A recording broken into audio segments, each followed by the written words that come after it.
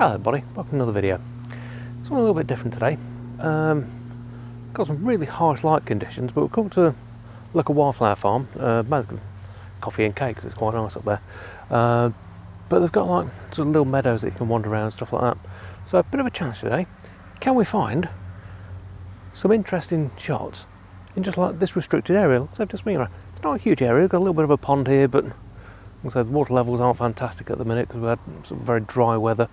But yeah, go see what sort of shots we can find and see if we can find any sort of interest, because we've got a bit of leaf fall going on. There's some really strange sort of conditions at the minute, so we're sort of in between autumn. Well, it feels like we're in between autumn, summer and winter. Some really weird things going on at the minute. So we're going to have a bit of a wander around, pick up a few shots. I'm going to leave the 12-100 on, so get some close-ups, get some slightly different sort of effects and see what things we can find. So come and have a wander.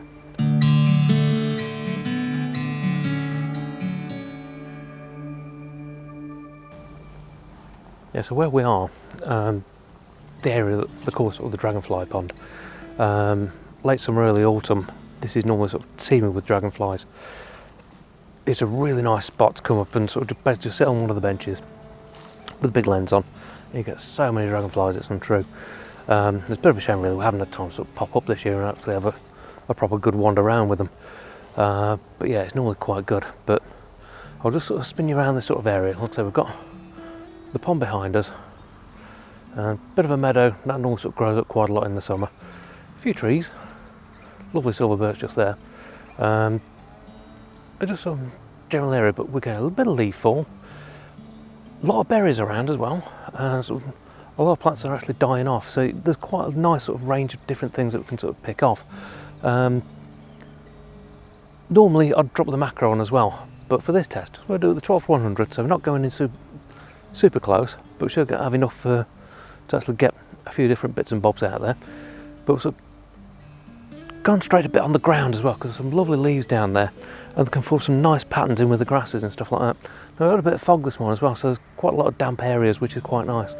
But I'm going to concentrate just on this silver birch at the moment, because a couple of bits that I can see on there I think will work quite well just with the patterns of the leaves. So I'll get a couple of shots off now.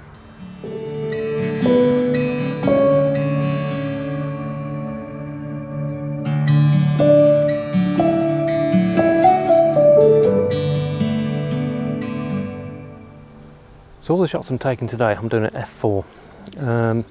Doesn't really need to be anything other than that really.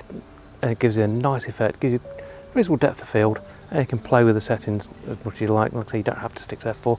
It's just what I've decided to do. But I think they actually work quite well. So if you've got a day that you want to get out with the camera, but the conditions aren't fantastic, like today, I mean, the light is sort of either on or off, there's no in between. There's no real sort of decent conditions. Yes, the wind's fairly still, but that's about it. You can go out somewhere. Like I say, this is a local wildflower farm to us, and they've got this sort of area laid out, but you can just wander around. They've even got lots of an outdoor seating area that there's some fantastic bits there. I'll probably grab a couple of macros from there as well. But because they're a wildflower farm, there's quite a few bits dotted around. It's quite nice. But this sort of area is completely full of bird life as well. There's a lot of long-tailed tits in the background, stuff like that, which unfortunately they do tend to be quite elusive, but it's nice to know that the wildlife's around and they're enjoying it, so it's quite nice.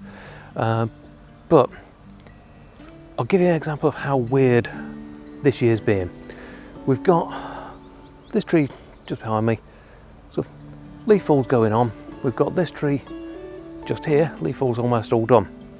And if I can just pan down there, there's some buttercups, which is the sort of thing normally you see in spring, summer.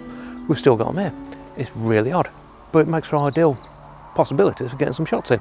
So I'm going to get a few more shots. Like I said, I've only walked, what, 30 feet, and sort of already getting shots off now. So yeah, get a few shots of that and carry on wandering around the pool.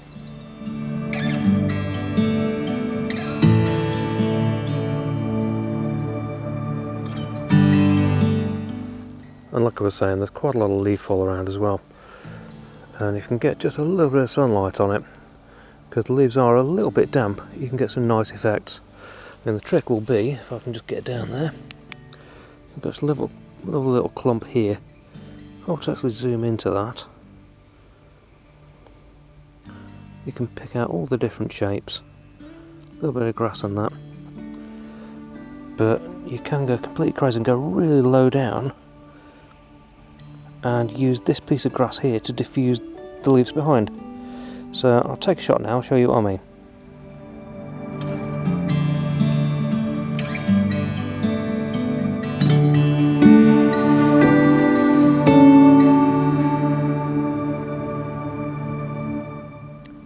So hopefully that's what you mean there. You're using the grass almost like a bit of a diffuse filter, so you're actually shooting through it. Gives you a lovely soft foreground. I love the bit of detail where sort of a little droplet on the blade of grass mixed in with the leaves. And that's literally just, I came straight to it with the camera, I actually sort of spotted that and so I'd take the shot. So there's a lot you can find out there. I know there's a big thing like, yeah, sort of macros, not really sort of, a lot of people enjoy sort of doing that sort of thing, but proving it. This is a 12 to 100 lens, so it's not a macro lens, but you can get some really nice tight crops and get some really lovely effects from it. The other thing you can do, which is sort of, it takes a little bit more practice, is actually shooting through things to actually get a bit of sort of background, so you get a bit of light behind it and get the bokeh in the background. I'm going to try and find a couple of little blades of grass down here. There's a few sort of seeds and stuff like that, so I'll see if I can sort of shoot through, and there's water I can see just down there might work to actually give me a bit of a detailed background. So I'll try and get a shot now.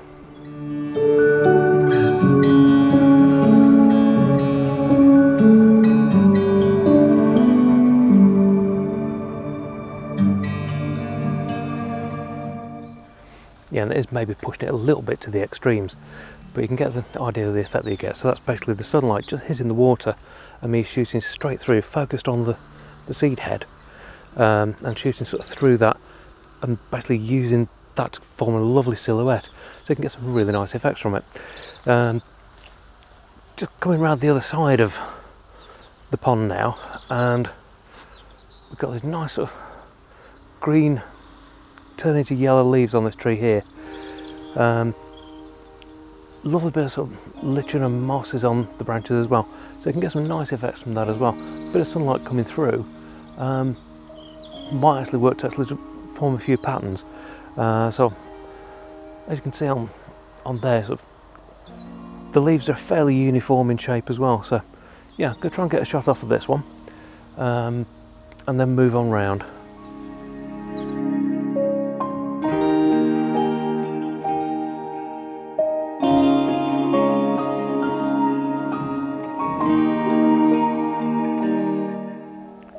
There you go, a few different shots for you.